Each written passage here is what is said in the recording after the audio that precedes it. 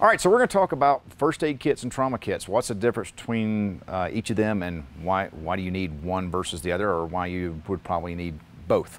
So, going to get right into it. First aid kit. This is our ouch pouch. The ouch pouch has a pair of gloves, some band-aids, things like that, some burn gel, sunscreen, little things for your boo-boos that you might encounter in everyday life. If you like sharp, stabby stuff, or if you burn yourself on a hot can, or a hot barrel or something out on the range, a boo-boo kit or a first aid kit is going to be something that you need for your non-life-threatening type injuries.